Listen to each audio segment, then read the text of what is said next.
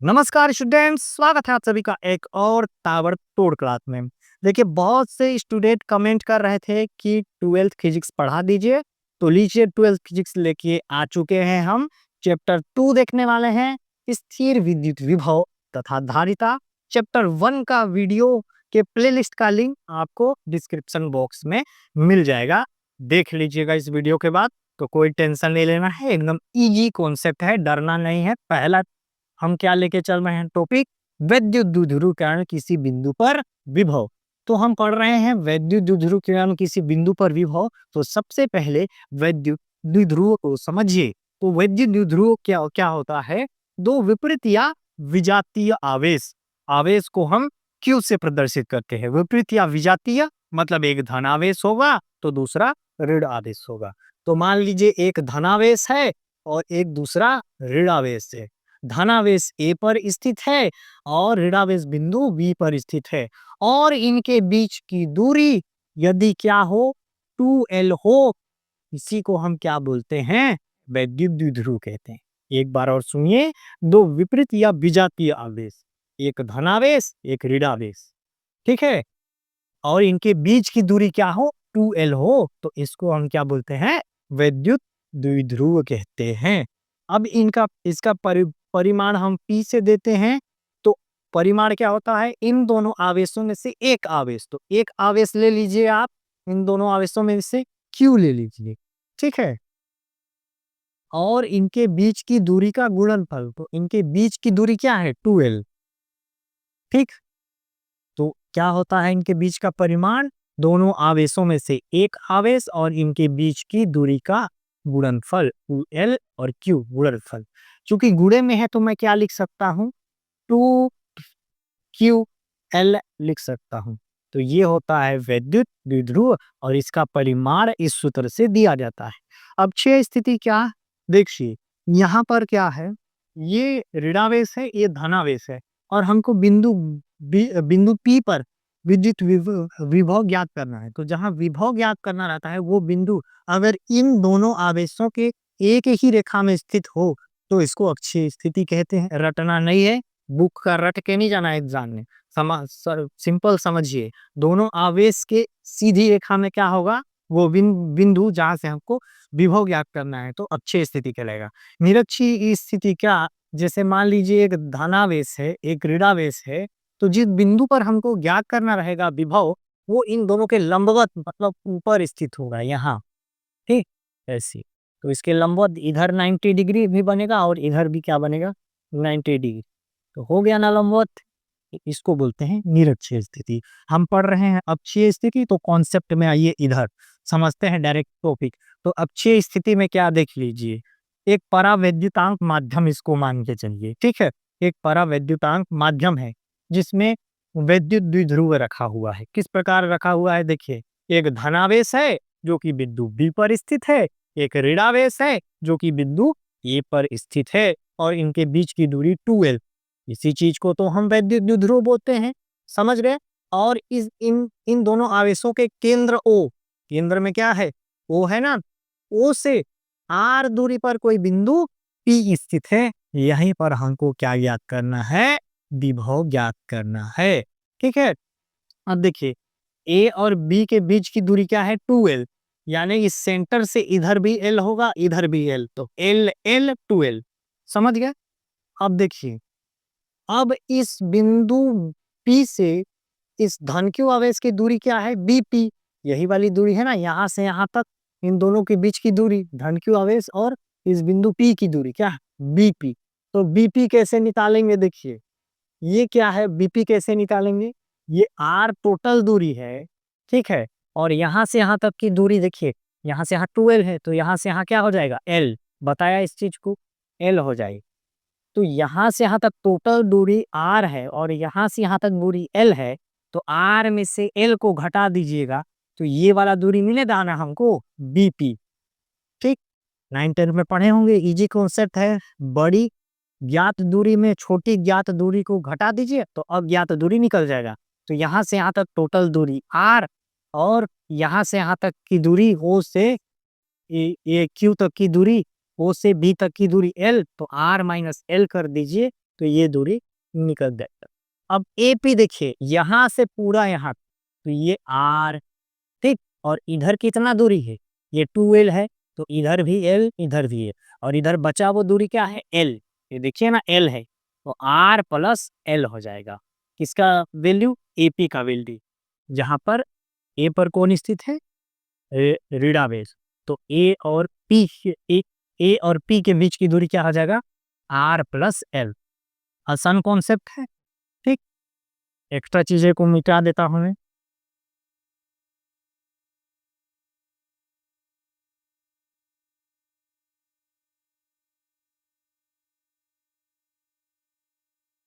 अब देखिए, हम सबसे पहले धनक्यू आवेश के कारण बिंदु P पर विभव ज्ञात करेंगे, ठीक है। तो धनक्यू आवेश के कारण बिंदु P पर विभव, विभव V से प्रदर्शित करते हैं, तो दो ठो ज्ञात करना है, एक धनक्यू आवेश के कारण, एक ऋणक्यू आवेश के कारण। तो पहले को आप मान लीजिए V1, इस इसका वैल्यू क्या होता है, 1/4 पाई एप्सिलॉन नॉट के क्या है यहाँ पर, परावैद्युतांक है, के क्या है, परावैद्युतांक, ठीक है।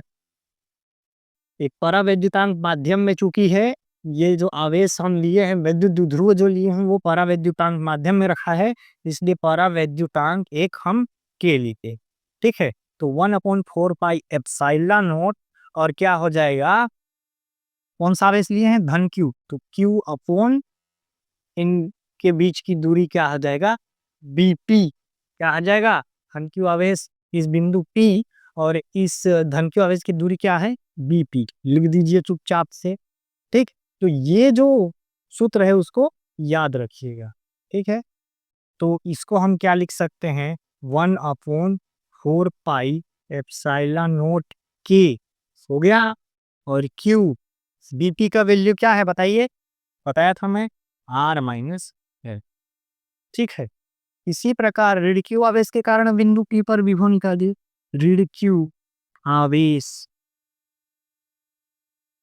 के कारण बिंदु P पर विभव क्या हो जाएगा, ऋण Q आवेश के कारण बिंदु P पर विभव, इसको V1 माने थे तो इसको V2 मान लीजिए, हो जाएगा 1/4 पाई एप्सिलॉन नॉट के, ठीक है। अब वहां ऋण Q आवेश लिए थे तो यहाँ ऋण लिखिए, ऋण Q लिखिए, अपॉन, अब बिंदु P से ऋण Q आवेश की दूरी क्या है, AP, यहाँ क्या लिखिएगा, ये, इसको हम कैसे लिख सकते हैं, 1/4 पाई एप्सिलॉन नॉट के, ठीक है। और ऋण Q, अब वैल्यू में बताया कैसे आया था AP, तो AP का वैल्यू रख दीजिए, R प्लस L, इजी है एकदम, हल हुआ। आगे देख, इतना समझिए। अब विभव हम दो ठो निकाले, V1 और V2, तो आप लिखिएगा परिणामी, यानी टोटल विभव, परिणामी विभव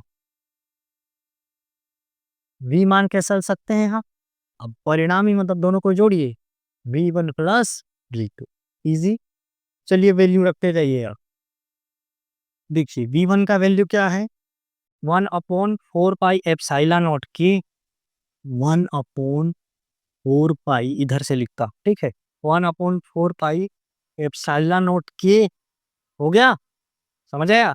अब ये into Q upon R minus L, easy.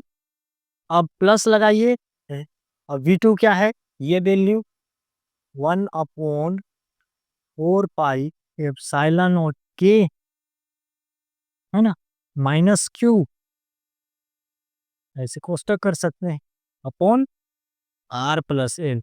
अब जो जो कॉमन है उसको निकालिए, कॉमन मतलब सेम, ये देखिए, ये 1/4 पाई एप्सिलॉन नॉट के, 1/4 पाई एप्सिलॉन नॉट के, तो आपने निकालिए 1/4 पाई एप्सिलॉन नॉट के इंटू, यहाँ भी क्यू है, यहाँ भी क्यू है, उस माइनस को हटा दीजिएगा तो क्यू ही ना बचेगा, तो क्यू को भी लेके चलिए। अब क्यू का 1 से बुरा होगा तो क्यू आएगा, समझ आया। तो इसको हटा दीजिए। यहाँ 1 था ना, तो q का 1 से गुणा होगा तो q आएगा। अंदर क्या बचा? देखिए ये q बाहर निकल गया, ये पूरा वैल्यू बाहर निकल गया, r plus L, r minus L बचा है। तो ऊपर वो निकल गया सब, तो 1 प्लस, ठीक है, ये तो पूरा निकल गया, तो यहाँ -1 बचा है अपॉन r प्लस एल। अंदर को सॉल्व करिए, उसको तो वैसे ही उतारना है, बाद में उतार देंगे। देखो इस पूरे वैल्यू का 1 से बुरा होगा तो r प्लस एल आएगा। फिर क्या है, इधर का इससे तिरिये गुणा करोगे ना, फिर इधर का इससे गुणा करोगे, तो देखिए r का गुणा -1 से होगा, ठीक है, तो क्या आ जाएगा -r। अब l, और यहाँ भी माइनस, यहाँ भी माइनस, तो क्या आ जाएगा माइनस माइनस प्लस एल, ठीक है। जैसे इसको आप हटा देंगे तो r माइनस और प्लस का गुणा होगा, तो यहाँ क्या आ जाएगा, माइनस आ जाएगा, ठीक है। तो r का गुणा 1 से होगा, तो क्या हो जाएगा r, ये माइनस लगेगा, फिर l का गुणा 1 से लगा होगा तो होगा l, और ये माइनस और ये माइनस प्लस। इजी, समझ आया? अब देखिए हम एक सूत्र पढ़े हैं, a ऋण b और a धन b, अगर ये वैल्यू हो तो क्या हो जाता है, a का स्क्वायर माइनस b का स्क्वायर। वैसा ही दिख रहा है आपको, a ऋण b, a धन b, क्या हो जाता है, a का स्क्वायर, a का स्क्वायर मतलब इसको a मानिए आप r को, तो क्या हो जाएगा r का स्क्वायर माइनस l का स्क्वायर। इसको a मान लीजिए, इसको b मान लीजिए, ऐसे हो जाएगा। इधर क्या बचा, q upon 4 pi epsilon naught k। अब देखिए ये प्लस r, ये माइनस r है, कट गया, बचा क्या, बचा उसको आगे लिखिए, b का वैल्यू निकाल रही, ठीक है। तो बचा क्या, v is equal to q upon 4 pi epsilon naught k, ठीक है।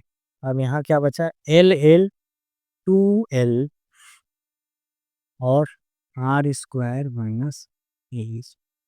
अब मैं बताया था कि वैद्युत द्विध्रुव क्या होता है, दो विजातीय आवेश, ठीक है, दो विजातीय आवेश यानी धन आवेश और ऋण आवेश, और इनके बीच की दूरी क्या हो, 2l हो, तो इसी को हम क्या बोलते हैं, वैद्युत द्विध्रुव।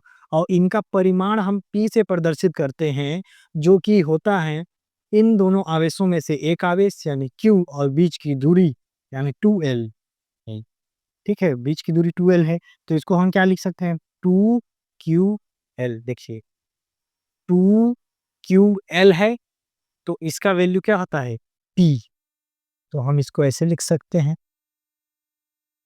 तो हम इसको क्या लिख सकते हैं, इधर लिखता, ठीक है, इसको मिटा रहा, ये समझ आ गया, इसको तो पहले बताया हूँ, इसको मिटा रहा है, ठीक है। अब हम क्या जानते हैं, देखिए P इज इक्वल टू, हम क्या जानते हैं, इधर लिख लीजिएगा ना, क्योंकि P इज इक्वल टू क्या होता है, 2ql, उसको इधर लिखिएगा ना, जगह नहीं है इसलिए, तो हम इसको 2ql बोल सकते हैं, तो लिख दीजिए P, सीधे से उसका वैल्यू गुणे में है तो किसी को आगे पीछे लिखिए, r square minus l square हो गया। इधर क्या बचा, ये तो इसके साथ मिल गया, तो 1/4 पाई एप्सिलॉन नॉट k हो जाएगा, समझ आया? ये वैल्यू हमको मिला है, इतना स्क्रीनशॉट करिए, फिर आगे देखते हैं, इसके बाद ये है, ठीक।